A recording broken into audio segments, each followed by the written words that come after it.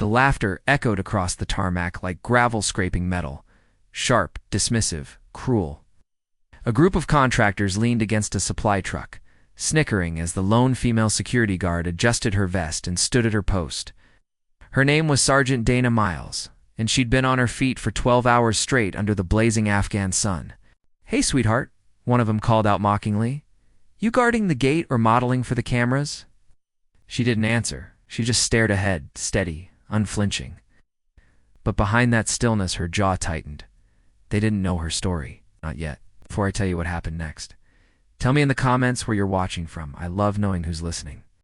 Dana had been deployed to the forward operating base 2 weeks ago. Her job was routine. Monitor the gates, check vehicles, keep the perimeter secure. Nothing glamorous, nothing heroic. Yet every day the stares, the whispers, the smirks followed her like shadows. Most of the men on base didn't take female guards seriously. "She's here because of quotas," they'd mutter. Or, "Bet she's never even seen combat." Dana had heard it all, and she'd learned to let silence do the talking. But today was different. A convoy was due to arrive, one carrying a team of Navy SEALs straight from a classified operation. Tension rippled through the air. Everyone wanted to see them, the legends, the ghosts who did what others couldn't. When the armored Humvees finally rolled in, dust rising behind them like a desert storm, the mocking stopped. Ow. Even the loudest voices fell quiet. The SEALs stepped out, sunburned, scarred, their eyes scanning everything with deadly calm. Dana raised her hand in a crisp salute. "Perimeter clear." "ID verification required, sir." The lead SEAL, a tall man with a salt and pepper beard, walked toward her. His name tag read Reyes. He studied her for a long moment, then smiled slightly. "Still following protocol, even off mission," he said quietly. "Good. You never did let standards slide, Major." The word hit the air like a thunderclap. "Major," the contractors froze. Their faces went pale. Dana didn't flinch. She simply returned the salute, her expression unreadable. "Old habits, Commander," she said. The men who had laughed minutes ago now stood in stunned silence, realizing who they'd been mocking. Dana Miles wasn't just a guard. She had been Major Dana Miles, a decorated tactical commander with 2 tours in Iraq and 1 in Syria. She had led reconnaissance teams through hostile zones and saved more soldiers than she could count.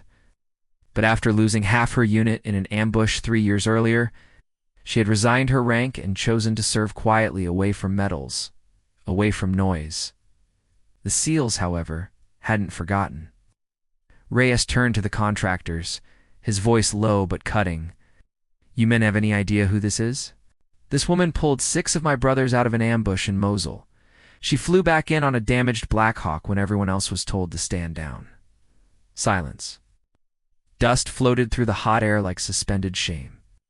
One of the men tried to stammer out an apology. Dana stopped him with a small wave of her hand. "It's fine," she said softly. "You didn't know." But her eyes, calm, steady, said something else. Should have known better than to judge. Later that evening, the SEALs invited her to the mess hall. The chatter quieted as they entered. Word had spread through the base about the female guard, who wasn't just a guard at all. Reyes raised a glass. "To Major Miles," he said, his voice steady but full of weight. "The woman who saved our lives and taught us that leadership doesn't shout, it stands." The hall erupted in applause. Even the same men who'd mocked her earlier stood, clapping until their palms were red. Dana felt her throat tighten. She'd never liked praise, but this was different. This wasn't about medals or titles. It was about being seen, truly seen, after years of being invisible. After the meal, she stepped outside into the cool desert night. The stars hung low, heavy and close. She could hear laughter and music drifting from the hall behind her, but she stood alone, breathing in the silence she'd always trusted more than words. Reyes joined her.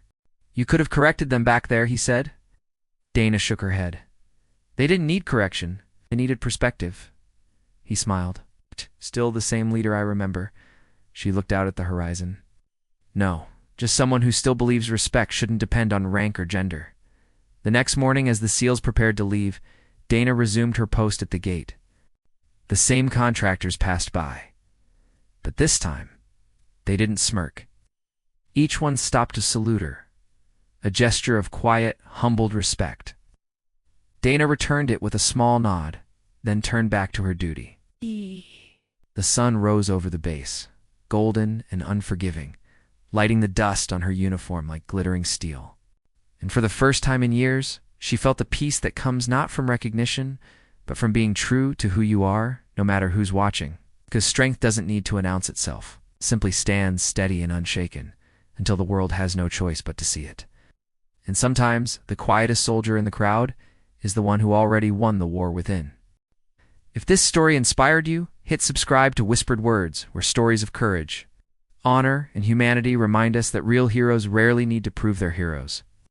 And Don, T, forget to comment where you're rewatching from. I love hearing your stories too.